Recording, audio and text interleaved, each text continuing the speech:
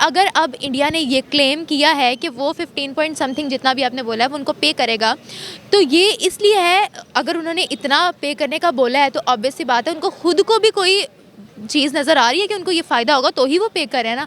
ऐसे पागल थोड़ी ना है हमारी तरह कि हम बस दे जाए कोई फ़ायदा ना देखें। हम इसके अलावा ये भी देख सकते हैं जिस तरह इंटरनेशनल इन्वेस्टमेंट्स हैं, इंडिया सिर्फ अपने कंट्री में नहीं बुला रहा, बाहर भी जाके कर रहा है, जिसकी वजह से उनकी जो रिलेशंस हैं वो बहुत स्ट्रॉन्ग हो रहे हैं। अगर तो वो इंडस्ट्रीज़ को यहाँ इन्वॉल्व कर रहे हैं तो डेफिनेटली जॉब मार्केट की क्रिएट होगी, और जो इलेक्ट्रिकल इंजीनियर्स हैं, व्हीकल इंजीनियर्स हैं, उनके लिए जॉब मार्केट और लेबर के लिए क्रिएट होगी, तो वो एक एक्स्ट्रा बेनिफिट है इसका। अस्सलाम वालेकुम viewers, you are watching Lahori fact speaks और मैं हूं आपका होस्ट हसन जंजवा। इंडिया की तरफ से एक PLA स्कीम इंट्रोड्यूस करवाई गई है, जिसके अकॉर्डिंगली ये होगा कि जो उन्होंने बहुत बड़ी इलेक्ट्रिक व्हीकल कंपनीज़ हैं उनको वेलकम किया है अपने कंट्री में। वेलकम इसलिए किया कि वो वहाँ पर आकर, इंडिया में आकर अपनी इंडस्ट्रीज़ लगाएं। ऑल्दो ये बहुत बड़ा स्टेप है इकॉनमी की तरफ से, उन्होंने साथ इंडियन गवर्नमेंट ने ये भी कहा है कि अगर वो आती हैं जो कंपनीज़ हैं इंडिया में आकर अपनी इंडस्ट्री लगाती हैं तो एज ए इंसेंटिव $12.6 बिलियन उनको दिए जाएंगे। इकॉनमी की तरफ बहुत बड़ा स्टेप है, सो कांग्रेस टू इंडिया के वो ऐसे स्टेप्स लेते हैं। तो यहाँ पर आज चलते हैं एक मार्केट में, वहाँ पर मौजूद पाकिस्तानी लोगों से इसका रिएक्शन जानते हैं। So let's start the video.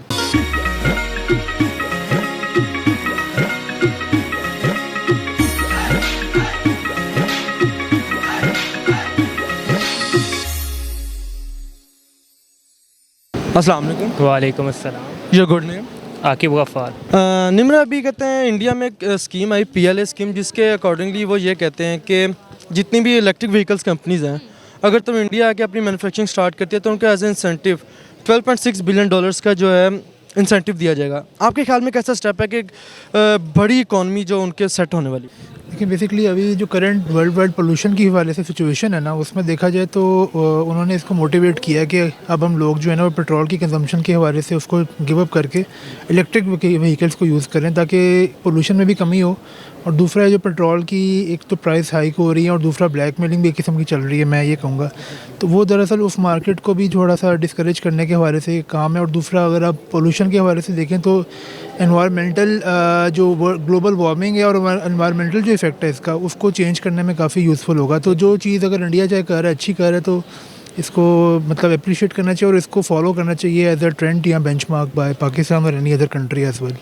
अच्छा, इससे पहले भी जो है इलेक्ट्रिक मोटर्स की कंपनीज जो है वो इंडिया में खुद भी इन्वेस्टमेंट कर चुकी हैं, जिनमें टाटा मोटर्स भी आती है, ठीक है। और अगर अब इंडिया ने ये क्लेम किया है कि वो 15 पॉइंट समथिंग जितना भी आपने बोला है वो उनको पे करेगा, तो ये इसलिए है, अगर उन्होंने इतना पे करने का बोला है तो ऑब्वियस सी बात है उनको खुद को भी कोई चीज़ नज़र आ रही है कि उनको ये फ़ायदा होगा तो ही वो पे कर रहे हैं ना। ऐसे पागल थोड़ी ना है हमारी तरह कि हम बस दे जाए कोई फ़ायदा ना देखें। हम लोग की तरह वो किसी पे डिपेंडेंट थोड़ी ना है, जैसे हम चाइना पे डिपेंडेंट है, वो तो किसी पर भी डिपेंडेंट नहीं है। अगर उन्होंने ये क्लेम किया है कि वो इतना उनको पे करेंगे तो आगे से उनको कुछ मिल भी रहा होगा। इंडिया मतलब अपनी डेवलपमेंट के ऊपर काम कर रहा है, अपनी स्कीम्स के ऊपर काम कर रहा है, तो साफ जाहिर हो रहा है कि वो सिंसियर हैं, लॉयल हैं अपनी आवाम के साथ, और जिस तरीके से बजटिंग करके वो स्पेसिफिक हो के मतलब काम कर रहे हैं, तो साफ जाहिर है कि सही टाइम पे उन्होंने एजुकेशन सिस्टम के ऊपर अपने काम किया है। एजुकेशन सिस्टम के ऊपर काम करके जो है वो आपको पता है कि सही टाइम पे जो सही राइट इन्वेस्टमेंट की हुई है, तो यही वजह है कि आज इंडिया जो है वो कामयाब है। इकॉनमी वाइज आप देख सकते हैं जितना ग्रो कर चुका है इस टाइम। हमारी नेबर कंट्री है लेकिन स्पेस प्रोग्राम में जितना काम कर रही है तो सबके सामने है, मतलब इसमें कुछ कहा तो नहीं जा सकता। तो उनके लिए ये है कि जॉब्स अपॉर्चुनिटीज़ होंगी लोगों के लिए, वो लोगों को जॉब्स मिलेंगी, तो मेरे ख्याल में अच्छा स्टेप्स है, लोगों को रोज़गार मिलेगा। और वो पहले ही बड़ा तंग है इस हुकूमत से, तो शायद उनके आने से कुछ ना गरीब आवाम का भला ही हो जाए कोई। और ये अगर उन्होंने इलेक्ट्रिक मोटर कंपनीज़ की बात की है तो ये उनके अपने फ़ायदे के लिए। देखें, इलेक्ट्रिक जो कार्स हैं वो क्यों चलाते हैं, ताकि हमारी पोल्यूशन जो है वो कंट्रोल हो सके। तो अगर उन्होंने इतना पे किया, उनके मुल्क में आप देखें पोल्यूशन कितनी ज़्यादा कंट्रोल हो जाएगी। पहले उन्होंने pollution control smoke control tower भी बनाया था, ठीक है, जिससे उनको बहुत ज़्यादा फ़ायदा भी हो रहा है। चाइना वो पहली कंट्री थी जिसने ये स्मोक कंट्रोल टावर बनाया था, उसके बाद इंडिया ने भी बना लिया। हम इसके अलावा ये भी देख सकते हैं जिस तरह इंटरनेशनल इन्वेस्टमेंट्स हैं, इंडिया सिर्फ अपने कंट्री में नहीं बुला रहा, बाहर भी जाके कर रहा है, जिसकी वजह से उनकी जो रिलेशंस हैं वो बहुत स्ट्रॉन्ग हो रहे हैं। आप करेंसी देख लें ना, आप हमारी इस टाइम तकरीबन डॉलर जो है वो 180 तक गया हुआ है, और कब से उन्होंने अपना जो मतलब करेंसी है उसको बिल्कुल सही रखा हुआ है, स्टेबल किया हुआ है। तो उससे भी काफ़ी ज़्यादा फ़र्क पड़ रहा है। अच्छा, अगर हम इस चीज़ को इस तरह लेके इकॉनमी में बहुत ज़्यादा इफेक्ट होने वाला है, तो उसको इकॉनमी के तौर पे आप क्या देखें?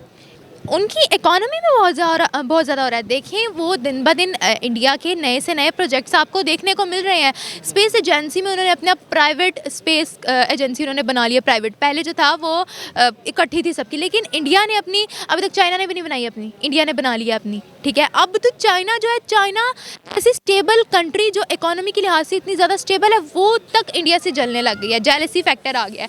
अब उन्होंने जो अपनी प्रोडक्ट्स है वो तक इंडिया को जो है देने से इनकार कर दिया। क्यों? क्योंकि वो लोग जो इंडिया है उनसे आगे पहुंच रहे हैं। उन्होंने एक ऐसा एयरक्राफ्ट बना लिया था इंडिया ने जो चाइना से भी ज़्यादा पावरफुल था, जिसपे चाइना ने बहुत ज़्यादा अपोजिशन दिखाई थी। अच्छा, जिस तरह ये इन्होंने कंपनीज़ का कहा कि PLA स्कीम है और इसके अकॉर्डिंगली वो कंपनीज़ को बुला रहे हैं अपने मुल्क में, उनको कह रहे हैं कि आओ भाई यहाँ पे लगाओ, इससे अनएम्प्लॉयमेंट में क्या इफेक्ट आएगा? देखिए ना, जब इन्वेस्टमेंट आएगी वहाँ पे नए नए बिज़नेस स्टार्ट होंगे तो लोगों को रोज़गार मिलेगा, तो ऑब्वियसली अनएम्प्लॉयमेंट पे भी बहुत ज़्यादा फ़र्क पड़ेगा। अगर आप ये देखते हैं कि अनएम्प्लॉयमेंट को देखते हैं, उसके सिनेरियो में ये कैसा इनका जो है जितने भी स्कीम्स निकाल रहे हैं वो कैसी लेंगी? अगर तो वो इंडस्ट्रीज़ को यहाँ इन्वॉल्व कर रहे हैं तो डेफिनेटली जॉब मार्केट की क्रिएट होगी, और जो इलेक्ट्रिकल इंजीनियर्स हैं, व्हीकल इंजीनियर्स हैं, उनके लिए जॉब मार्केट और लेबर के लिए क्रिएट होगी। तो वो एक एक्स्ट्रा बेनिफिट है इसका, apart from the environmental positive point of view as well. तो एक चीज़ के मल्टीपल बेनिफिट्स हैं, इन्वायरमेंट के हवाले से भी, पेट्रोल प्राइस हाइक के हवाले से भी, करंट जो सिचुएशन चल रही है कोविड के बाद, और दूसरा है जो जॉब मार्केट के हवाले से भी। तो ये इसके काफ़ी बेनिफिट्स हैं। इसको एज ए ट्रेंड या बेंचमार्क पाकिस्तान को या बाकी ममालिक को, ख़ासतौर पे साउथ एशिया को कंसिडर करना चाहिए। व्हीकल्स कंपनीज़ हैं अगर इंडिया में लगती हैं, इकॉनमी पे इसके अलावा अनएम्प्लॉयमेंट जो है उस पर क्या इफेक्ट पड़ेगा आपकी? देखिए अब ये वो पे कर रहे हैं, इससे उनको कोई खास फर्क नहीं पड़ेगा, क्योंकि उन पे भी तो फॉरेनर्स जो है, इन्वेस्टर्स, उन्होंने बहुत ज़्यादा इन्वेस्ट किया हुआ है। ये तो अब उनको दे रहे हैं ना। लेकिन आप देखिए टाटा मोटर्स, एलॉन मस्क की जो कंपनी है, iPhone 13 की जो मैन्युफैक्चरिंग हो रही है अब इंडिया में हो रही है, टाटा मोटर्स ने इन्वेस्टमेंट की, वो मेरे ख्याल से कोई 30 मिलियन से ऊपर थी जो उन्होंने इन्वेस्टमेंट की थी। अपने मैन्युफैक्चरिंग प्लांट्स जो थे वो उन्होंने लगाए थे इंडिया में। तो कोई इतना खास फ़र्क तो नहीं पड़ेगा। अगर वो दे रहे हैं तो वापस भी उनको ही आना है, फ़ायदा भी तो उनका ही है। एग्जैक्टली। ओके, बहुत शुक्रिया। सो नाज़रीन, आपने देखा जितने भी लोग थे उनके व्यूज़ बहुत अच्छे थे। जाहिर सी बात है, इकॉनमी है, इकॉनमी जैसे जैसे ग्रो करेगी अवाम भी कतई खुश होगी, हमारे जो अदारे हैं या हमारे जो भी मुल्क के जितने भी हालात हैं वो बेहतर होते हैं।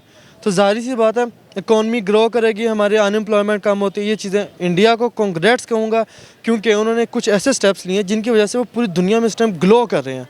सो बाकी मुल्कों को भी देखना चाहिए और इंडिया से थोड़े सबक ले लें। और चलते हैं, इसके साथ ही अपनी वीडियो का अख्ताम करते हैं। अल्लाह हाफिज़।